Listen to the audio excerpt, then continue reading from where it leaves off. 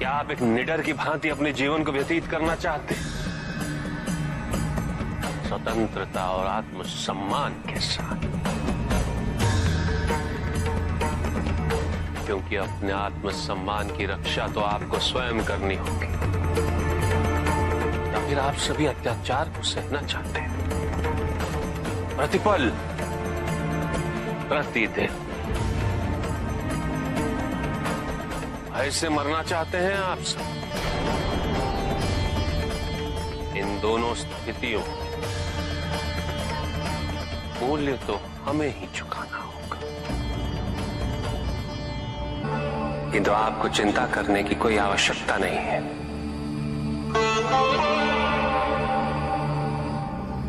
आप तो संसार के सबसे धनी व्यक्तियों में से एक हैं।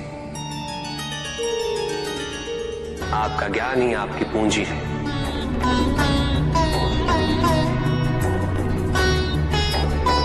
ज्ञान का दान तो संसार में सबसे महत्वपूर्ण दान होता है,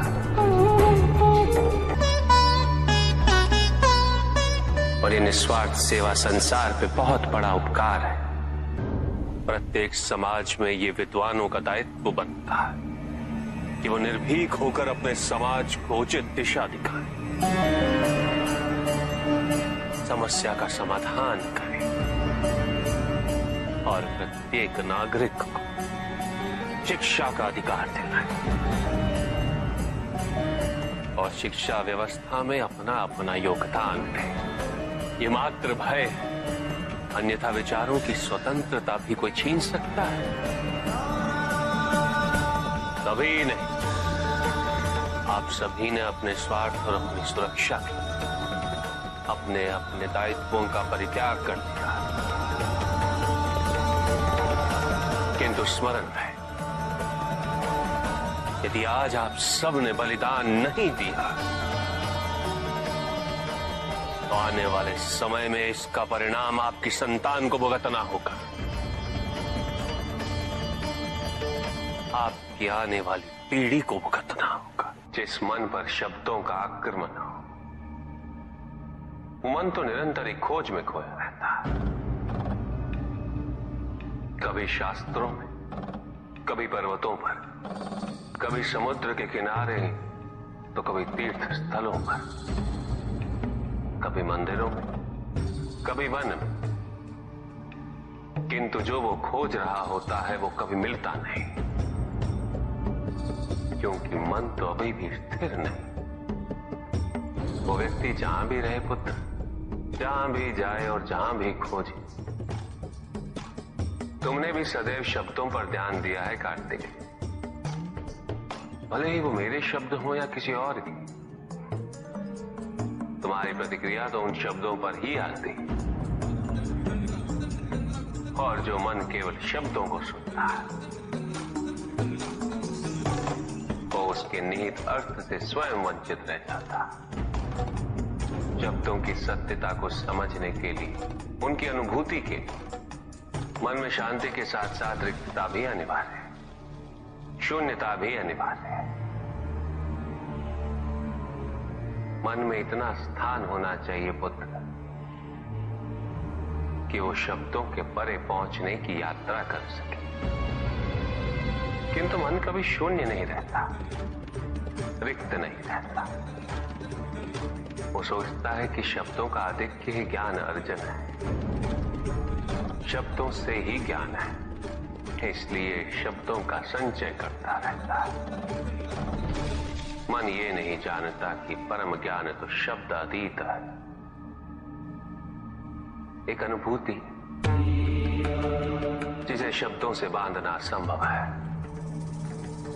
शब्दों का अपना मूल्य क्या है कार्तिक? कुछ भी नहीं। जब भी कोई ईश्वर का नाम लेता है तो क्या ईश्वर मात्र एक शब्द में ही सीमित हो जाते? नहीं, यहां शब्द सत्य नहीं, सत्य है वो अनुभूति जो इन शब्दों में विद्यमान है। यदि शब्द ही सत्य होते तो मात्र भोजन कह देने से व्यक्ति की क्षुधा शांत हो जाती। इसीलिए माता शब्दों की नहीं पुत्र, उस अनुभूति की है जो उन शब्दों से संबद्ध है। यदि शब्द नहीं भी होते तो वे ईश्वर अवश्य होते। यदि शब्द नहीं भी होते तो सुख और दुख की अनुभूति अवश्य होती। जल की शीतलता की अनुभूति होती, सूर्य की ऊष्मा और चंद्र की शीतलता की अनुभूति होती, प्रेम की अनुभूति होती। किंतु यदि अनुभूतियां ना हो तो शब्द निरर्थक है। शब्दों से तृप्त हो जाना ज्ञान का अंत है, अज्ञानता का प्रारंभ है। ज्ञानी वही है जिसके पास अनुभूतियां, अनुभव हो, और उसके लिए मन को शांत व रिक्त तो करना ही पड़ेगा पुत्र।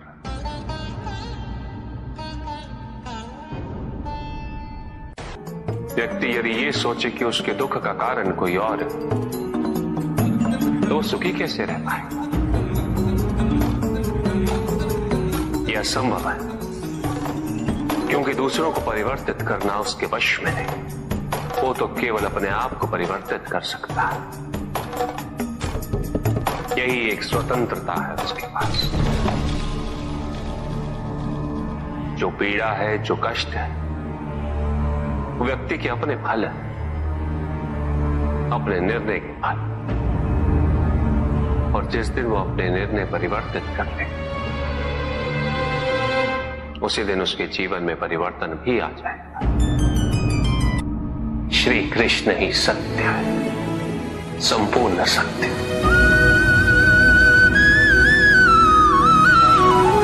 जिसमें संपूर्ण धरती का भार उठाने का सामर्थ्य है। पृथ्वी पर ऐसी कोई भी सेना नहीं है बाणासुर जो श्री कृष्ण का सामना कर सके।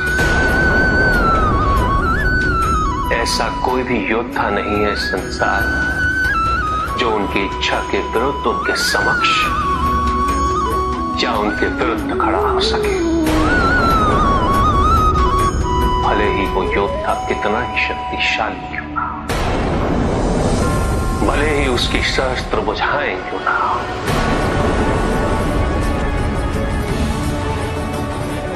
भले ही उसकी भुजाओं में सहस्त्र हाथियों की शक्ति क्यों ना हो, किंतु वो तो एक साधारण मनुष्य है।